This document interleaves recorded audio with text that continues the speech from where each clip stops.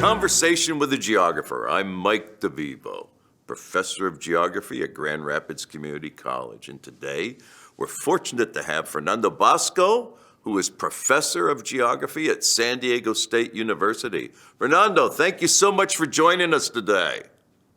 Thank you very much for having me. It's a pleasure. I'm really happy you're able to come and take part in this series. As I have discussed with others who've been interviewed or shared their stories, I'll ask you if you could reflect upon your life, maybe your childhood, maybe schooling and in early years. If you could recall how you developed an interest in pursuing geography. For sure. Well, in case you or other viewers don't know this, I grew up in Argentina. Argentina has always had a strong tradition of geographic education. So even in elementary school, we are introduced to geography. And like many others, traveling with my family as a child. My parents really liked to travel across the country and even across borders to Uruguay and Brazil. Mm-hmm. And so from early on, I was fascinated by the road, by going to new places, meeting people. And so it was kind of a fascination with that. And then road maps and atlases and this adventure of like finding places on the map and imagining what they would be like. And so as I got older, my interest in geography, which I didn't think about it as an academic discipline early on, but then in high school, I had a really strong geography professor for 2 years, and that really got me more interested. And then I decided to start university in Argentina, and I didn't think about geography as my career at the time, but I thought tourism would be, and tourism and recreation would be a good outlet. And of course, that had a lot of geography in it. And so I kept reading more and more. And then I had the opportunity to come to the United States as an exchange student for 6 months in theory. And I did. I was 20 years old. I ended up going to Wittenberg University in Ohio. Ohio. Mm-hmm. I picked the university out of an atlas, looking at a map. I thought Ohio sounded very exotic. And fooled you, huh? All I have heard about Ohio as a child was watching old American TV shows with my grandmother. I think it was Daniel Boone and the fur trade and the Ohio River and the paddle boats. So I was very excited to get to Ohio. And then I got there and I had this idea of what the US was going to be like. And then there were cows and corn. And I realized that I didn't know much about the US.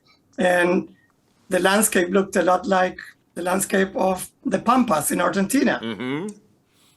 And so I got even more interested and I had to enroll in classes. And the first class I took was urban geography.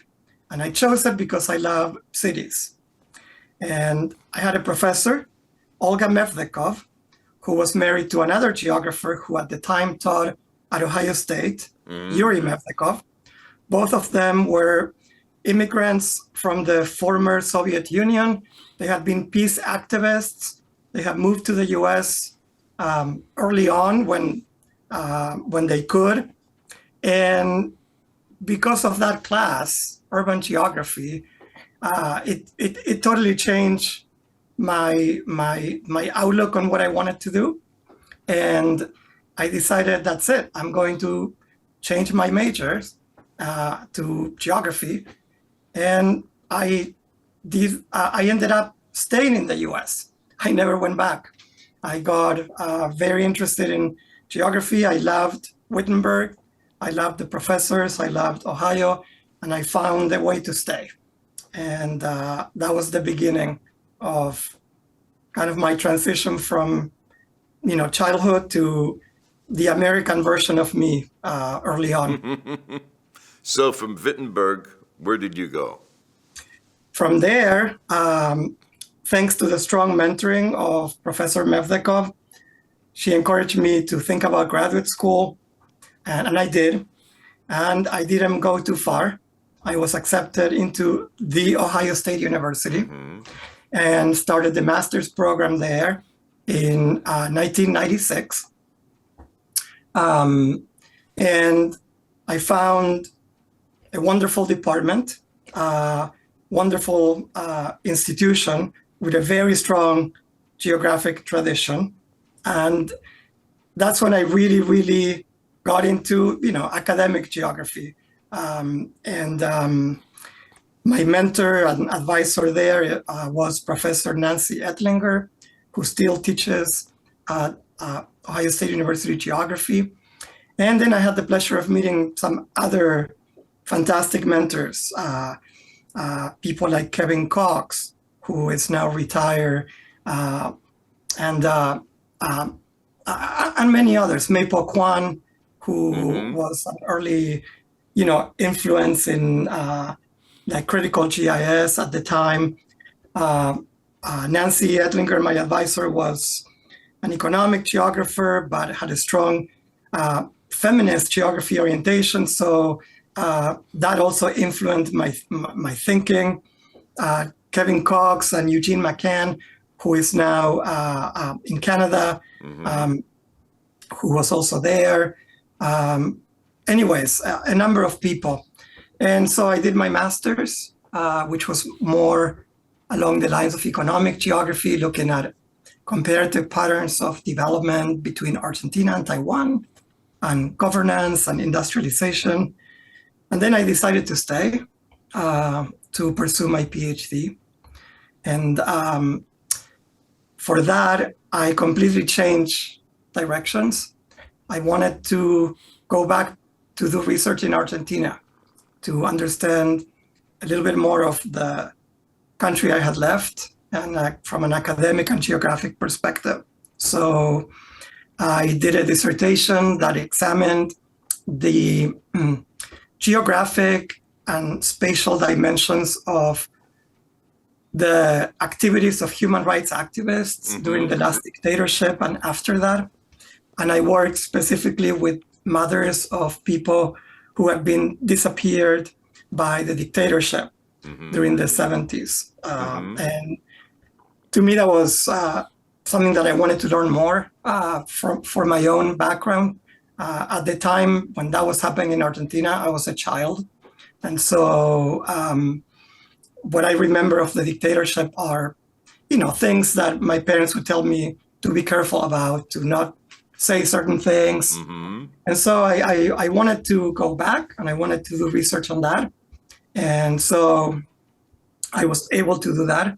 And so from there kind of came out my dissertation and many of the publications that I was known for in the early 2000s. This is very interesting in a sense that the discipline of geography did not really include many studies in social justice. That really didn't come until several years later. I mean, certainly, Morrill at Washington addressed these matters, and later, though, when Vicki Lawson discussed this, there was, I would argue, a paradigm shift that embraced social justice in the practice of geography. Yes, no, I agree with you. I think I was one of the early scholars to look at activism and social movements and social justice from a geographic perspective. At Ohio State, I had the great opportunity to take sociology seminars with an important sociologist, Bertha Taylor, who had looked at the sociological dimensions of mobilization, and she was a great influence on me. And I wanted to bring that to geography. And to be honest with you, there weren't that many people working on that, and in particular in the context of Latin America. And so I worked really hard. I did get a National Science Foundation dissertation improvement grant, which allowed me to be in Argentina for an extended period of time. But I have to tell you, it was it took a while. And even doing an IRB, talking about human rights activists in Argentina and the dictatorship, that was very difficult for both ethical considerations, but also there was some resistance in terms of whether that was really a geographic topic.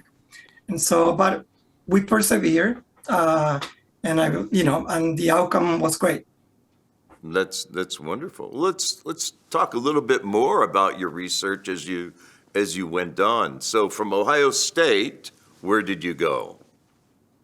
From Ohio State, I finished my dissertation in August 2002, and I moved to San Diego in August 2002. Not many cows and cornfields there. Very different. I was lucky to have an interview at San Diego State in December 2001. I was still ABD, but I convinced them that I was going to finish, and I did, of course. And so I drove my old Nissan Sentra all the way from Columbus, Ohio to San Diego State. And just within 2 weeks of defending my dissertation, I was an assistant professor and started to teach. And I have been at San Diego State ever since, in a great department, also in a great city. But America's finest city, right? America's finest city. It's very difficult to get away from here when you have a good job here, which is why I stayed. But it's a fantastic department, and it's the way I describe this department, it's a true geography department, in the sense that it has always been fairly balanced in its offerings. There's always, maybe more of one thing or the other, but our students here do get an education that covers, human geography, physical geography, and all the geographic information science components. And it's great to be in that environment with many other geographers with very diverse ways of thinking. So great intellectual diversity, which I love, and a great diversity of people from all over the world as well. Their international department. So from the beginning, I felt very much connected to this place, and here I am, I guess 21 years later, professor and now department chair for the past 3 years. And when you arrived, maybe one of the more dynamic figures, if not the most dynamic figure in the department, was Larry Ford.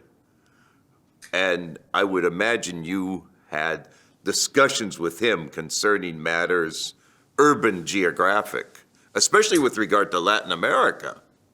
Right. And so it's interesting. I have, as an undergrad at Wittenberg, of course, in my urban geography class, of course, we all learned the Ford-Griffin model of the Latin American city. And then I was like, I couldn't believe that I was going to be interviewed for a job, and meet the real Larry Ford.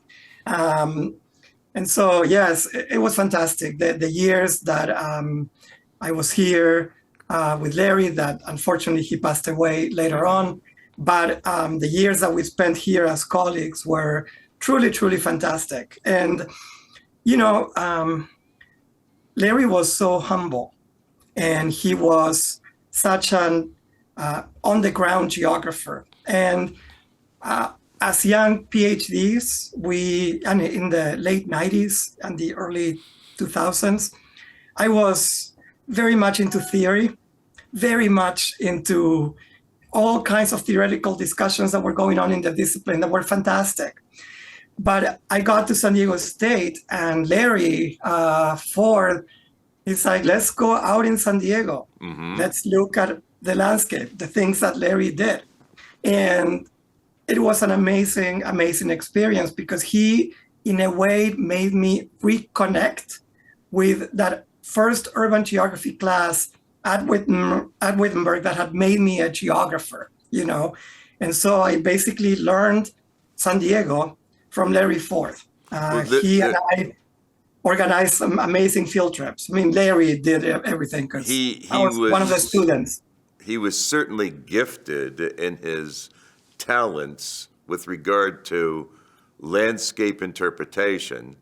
There are few, if any, geographers that have walked in so many cities across the globe as Larry has, or he would walk and walk and walk and talk while he was walking, discuss what he was seeing, and expressed his interpretation of what would appear as ordinary landscapes. Exactly. He had that power to, reveal, uncover, allow you to see things that you didn't know were there. And so that was a wonderful experience with Larry. And what I didn't know at the time is that Larry had done his dissertation in Argentina, looking at medium-sized cities in Buenos Aires, in the province, and had done a lot of work in walking around and in Buenos Aires. So I was lucky enough that just less than a year before he passed away, we were able to meet in Buenos Aires and basically walk my kind of native city together and do the same thing that we have done in San Diego, but in Buenos Aires. And in this case, it was kind of me showing him some of my favorite features of the urban landscape in the city and him remembering things that he had seen before. And we were talking about change and, what has changed. And, and we had planned that perhaps we were going to do something together after that trip. Unfortunately, that didn't happen. But still, the memory and the experience of, the years with Larry Ford here at San Diego State are something that I truly, truly treasure. Well, you certainly did have a rich experience with him, and it's something that very few geographers have really been able to enjoy. But at least you have that time that you can reflect upon and appreciate. You arrived at San Diego State shortly after the department was able to develop a PhD program in collaboration with Santa Barbara, and you were able to really attract more students for that PhD. Would you care to comment on the challenges in mentoring, guiding students who would spend part of their time in San Diego and have to go to Santa Barbara for a while and then back to San Diego, which has great benefits as well as some logistical issues? You are correct. We have this unique joint doctoral program with UCSB. It's been going strong for more than, it's almost 3 decades, almost. Yeah. At least 25, 20. Well, yeah, probably 95, 96, something like that. Yeah. Correct. Yeah. So, very strong. Yes, we, for the students, when we recruit students, like you said, the advantage that we sell is, look, you have access to 2 wonderful institutions, 2 different set of faculty, but you have a logistical challenge, which is you spend 1 year in San Diego, and the second year traditionally is when you go to Santa Barbara, and then you come back and finish in San Diego. And I would say that um, fortunately, we have wonderful colleagues at UCSB who have worked with us very well. And I would say it was a learning curve for both departments. Uh, you're integrating two different cultures, two groups of faculty, two different institutions. Santa Barbara is a fantastic geography department, but it's very different from San Diego State geography. And and so yeah, there's a lot of work that needs to be done. It's challenging and it's demanding for faculty in both spaces, and it's demanding for the students. Luckily, technology, the same way that you and I are chatting right now, has helped a lot overcome some of the friction of distance, even though, San Diego and Santa Barbara don't seem to be that far. It is a long train ride. Amtrak is not particularly fast from here to Santa Barbara. Traffic through LA is impossible. So it is not something, so technology helps. And we have found ways to work well with each other, the two departments, with things like annual faculty retreats, where both departments and student representatives get together and work through whatever logistical, administrative issues. And yeah, it's a wonderful experience. Again, it's not for the faint of heart for the students, and we tell them ahead of time.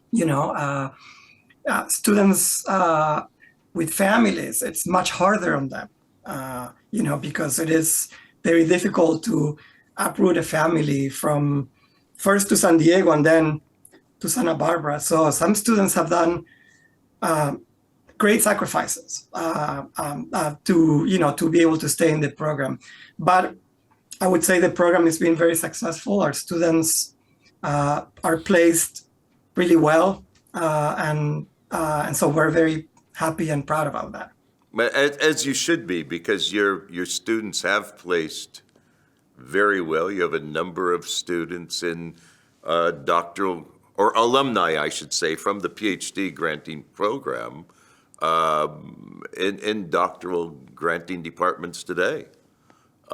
That's wonderful. What challenges, aside from administering the students, do you see in your role as chair that are unique to San Diego State? In terms of geography, or Yes, in terms of geography.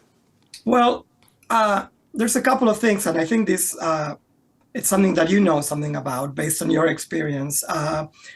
For me as chair, it is very important to maintain a department that is active and healthy, collegial, respectful, and at the same time with high academic standards.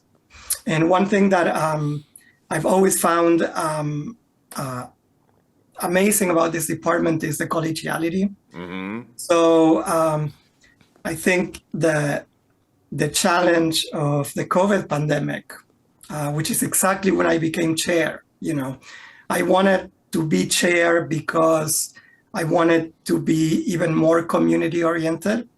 I wanted to get the department closer to our alumni network, which is very strong in San Diego and in the region. And so I had my campaign as chair was strengthening those connections in the department. And of course, I was elected chair right when in the spring semester, right when we went to shutdown mode. And I started in the fall as virtual chair. And so the challenge for me that year was, honestly, as a new chair, how to keep the department together. And I'm sure my experience is not unique. It's probably what many department chairs have to go through. And then coming back and try to rebuild the community, the sense of community in the department, the trust. And I was amazed at and saddened to see how fast the pandemic was able to destroy many of those ties, you know, and realizing how important the continuity of having face-to-face contact with people, hallway conversations, coffee hour with graduate students, how all those things that create the department culture, how quickly that can collapse. There is something to be said for the value of serendipity in terms of interactions.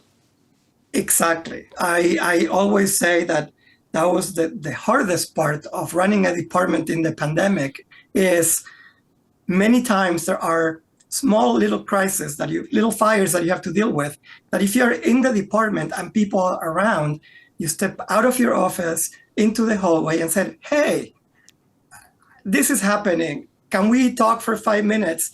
And something that is, you know, maybe not a big deal, but you get it fixed in 10, 15 minutes. Someone says, sure, I can help you with that. When we were all at home, that didn't happen. It was a series of Zooms and emails and disconnections. And so everything was, you know, it took longer and you just couldn't have that. And so the challenge after going back for me, and I think it still is for many places, is how we rebuild our departments. I'm not saying that we have to be exactly the same as before the pandemic. We learned lessons. We learned things about technology. We also learned more about how vulnerable we were. And maybe we learned that some practices that we were doing before maybe were not the best. But then to find that new form of connecting with each other, it's been a challenge. But that's very important to me as a chair. Certainly. Well, relationship building is key when one is in a leadership position and when one has followers that the leader seeks to achieve a certain mission, which is in many ways a stellar geography program for you. Yeah. And I have to say that I had the advantage that during the pandemic, I participated in some AAG workshops on leadership with Ken Food and others where... Great geographer. And I have met Ken through other AAG initiatives, some academic reviews of the department. And I was lucky enough that he invited me to participate in some virtual workshops with other leaders and it was very important to me to learn from others and to listen what other department chairs were going through. And then during the pandemic, to start planning for how we get out of this and what are we going to do when we go back. And so that was very important. And the value of our geography network through our regional divisions and through our national organization, it's something that I value tremendously because during the pandemic, it was a great support network, you know, for leaders. Well, let's talk about the regional division for a moment, since you brought it up. The Association of Pacific Coast Geographers. You are the current president of the APCG. I guess I'll ask you, how do you see your role as president of this unique regional division within the AAG? For it is one of two, I believe, that gives its members the opportunity to be freestanding members. It is indeed a unique organization, and as it is older than the AAG. Funny enough, the person who told me that I should get involved with the APCG was Larry Ford. Is that right? As soon as I got to San Diego, he said, well, Fernando, I think now that you're here, you need to get to know the regional division, the APCG. And I had been active in the East Lakes regional division when I was a graduate student in Ohio. But yeah, it was Larry who introduced me and who I went with to my first APCG meeting with him I'm trying to remember where this was, and my memory is failing me at this moment. It may have been Portland, or could have been Portland. Anyways, A very walkable city for Larry. a very walkable city, and we did walk it, and it was my first time in Portland, so another fantastic experience. So the APCG, well, I'm lucky enough that I got involved with the APCG. I've been involved over the years. I was a member of the committee that gives grants and scholarships to students of Hispanic descent, and I served in that committee for many years. And so when the opportunity arose, I think I also had run for vice president once before, but I didn't win. But it is important to always, to me, regardless of whether one wins or not, for a position in our organizations, what we need is people to step up, and again, this relates back to the pandemic. The APCG suffered a lot through the pandemic, because one of the marquee events for a regional division that our members really, really enjoy is our annual meeting. And so, of course, like all other academics meetings, that was, that didn't happen for 2 years. And so we lost some members. What keeps people together and interested in these organizations is being able to talk to other geographers, attending panels, attending sessions. And so I see my not just me, but the entire APCG executive committee, which is made out of wonderful people, and some of them who have been involved with the APCG for a year, like Bob Richardson, who is now back helping us as treasurer again. Whose father was the chair at San Diego State many years ago for a long time. Who also grew up in San Diego and went to high school 5 blocks away from my house, which I only learned from Bob a few weeks ago when we were having a conversation about the APCG's finances. Anyways, so I see my role as the APCG president as, again, trying to revive as much as possible interest and attract students, our graduate students and undergrad students, to attend the meetings, to become involved again. And I have to say, you were there. We just had a fantastic meeting in Ventura, California in October that was organized by the executive committee of the APCG and our past president, because of the difficulty of finding departments who, after the pandemic, are willing to put on the effort to host a conference, which is a lot of work. And so we had some difficulties, and we decided, no, we are not gonna not have a meeting. So the executive committee will do this. And luckily, the meeting went really well. And luckily, with the efforts of all the people who always help the APCG, we are now have a roster of future academic sites for future meetings.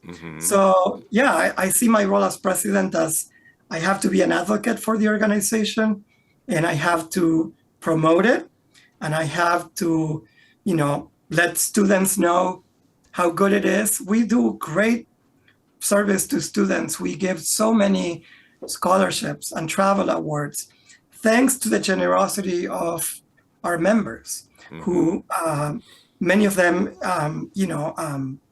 who have been donating for a long time. But what I would like is to create that new generation of people, of younger members who see the value in the APCG, attend the meetings, benefit from scholarships and awards, and then are the new people who are going to donate and help us keep growing. So I have been trying to emphasize that, and I'm writing something for the newsletter, precisely for our newsletter that will come out in the spring, right along those lines, right? The importance of showing up, showing your gratitude to an organization that has supported students, and becoming involved so that the organization can keep going. And I hope that's the case. I hope that's the case. It would be wonderful to see the APCG expand back to its higher numbers in terms of participation. And I know that when I bring students to meetings, they find themselves to be invigorated by the scholarship that they are viewing and listening to, by the field trips, by just informal dialogues with others, and they're our future. I truly believe we as a discipline are too often giving short shrift to our students, and the onus is upon the professoriate to do what we can for them. I completely agree with you. That's exactly, one of the points I was trying to make. Our students are the future. It's not us. Right. The students are our future.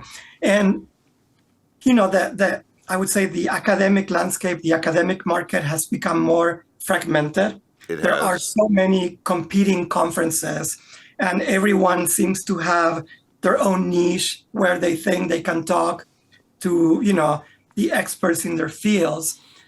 My point, which is a counter of that, is the advantage of a conference like the APCG and the other regional conferences and the AAG, which is much bigger in scale, but going back to the APCG events, it reminds us of what geography truly is.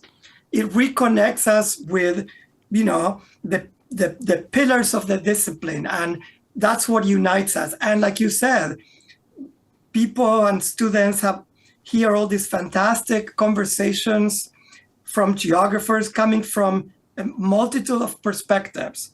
It is not exactly specific to their field, but the value of that broad perspective, is what reminds us why we like geography as an integrative discipline, and that's what students get excited, because that's why they came to geography in the first place. And when they see that in a rich environment of a conference with presentations and panels and field trips, it all comes together. So I think the more students we bring to these events, I think that the more successful we will be, not just in making sure the organization endures, but the discipline itself, so that we don't lose our identity as geographers, which to me, that's the most important thing. I'm a geographer first and foremost. And, Absolutely. And so that's given your stance as being a geographer, and I identify myself as a geographer, as do others. Some don't. Some will say they're something else. But we're geographers. What research are you conducting now? You've done some fascinating things. What are you involved in right now, perhaps with students, maybe not, that you find particularly captivating? Well, I have a few different things going on. For the past probably 10 years, I would say 10 years, I have been collaborating with one of my colleagues here, working on studying the impacts of changing food landscapes in San Diego, and also internationally, going back to Argentina. So we're looking at the impact of gentrification on the food landscapes of a city like San Diego, which has experienced tremendous gentrification pressures. Very much. And that has meant, the development of entertainment sectors and neighborhoods that are very much food centric, but that also attract tourists and attract newcomers, but that also have had some negative effects on the local population who might lose the opportunity to enjoy those places simply because of like the changing retail, the the availability of food. So we published several papers on this topic.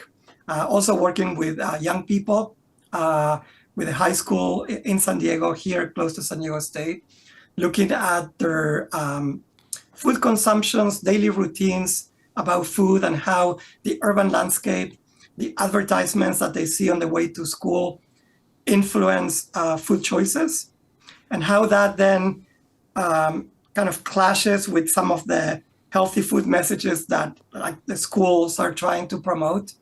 So there's kind of a little bit of the clash between what they're being taught and what they see outside. And so that was a very interesting research project. And then with my colleague Pascal Trassard-Marcelli, we just finished a project that was interrupted by COVID, but we were able to just publish the first paper out of it, where we compare Buenos Aires, Los Angeles, and Paris in terms of restaurants and gentrification.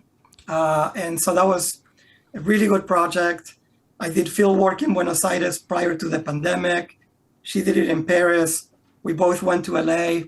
And then I was able to go back to Buenos Aires last year to finish some stuff up. And so I love comparative urbanization research and collaborating with another urban geographer and, going to cities together.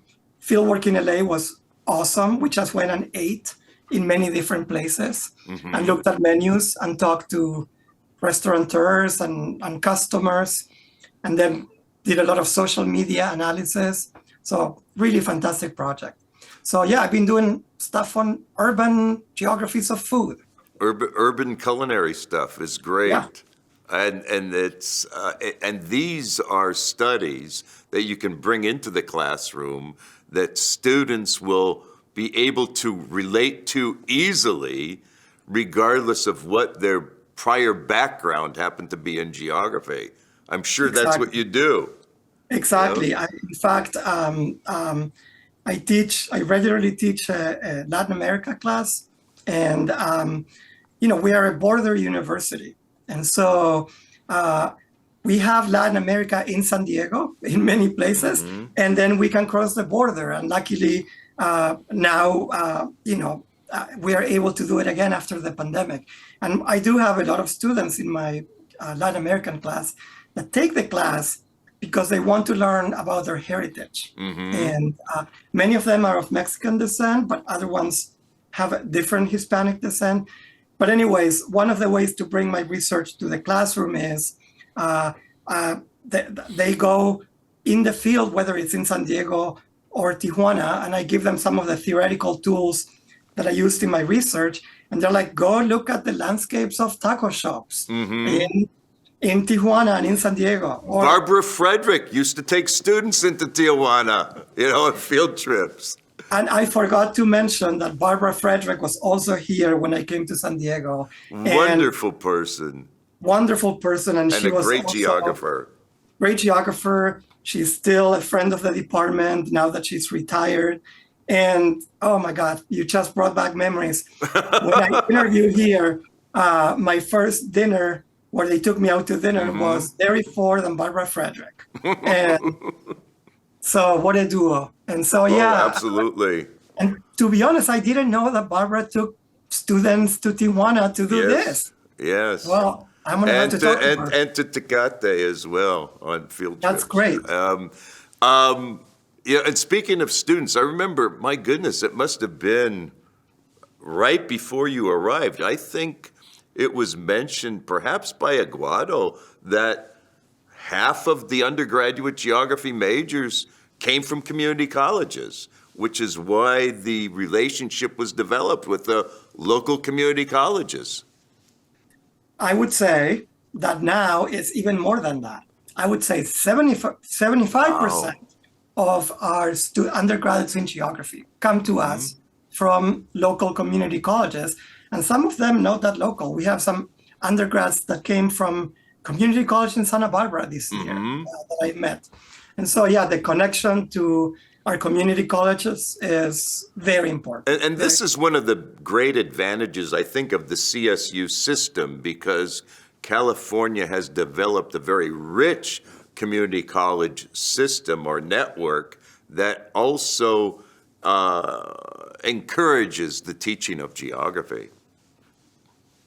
Very true. And again, it's part of this geography family and geography network.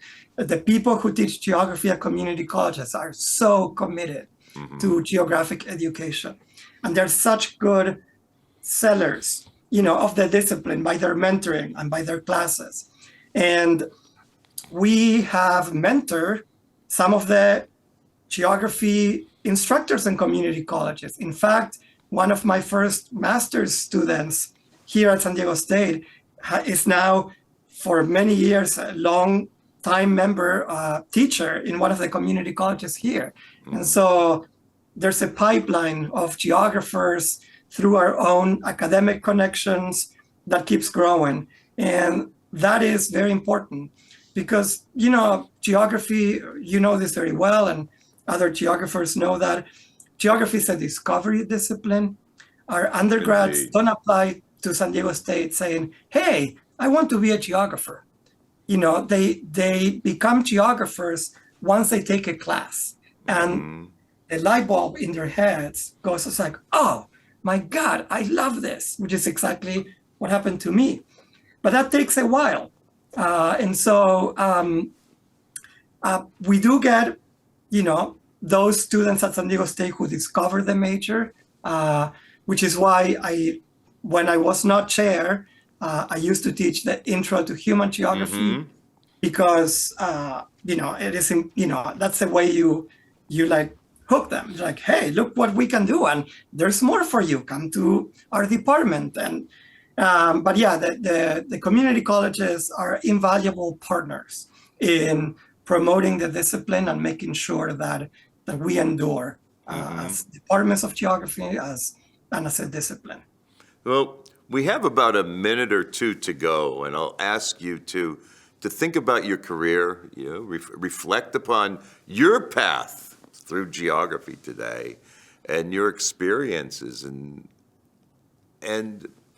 consider offering some words of advice for prospective undergraduate students or prospective geography majors, and also graduate students who are currently pursuing geography graduate degrees, maybe even colleagues.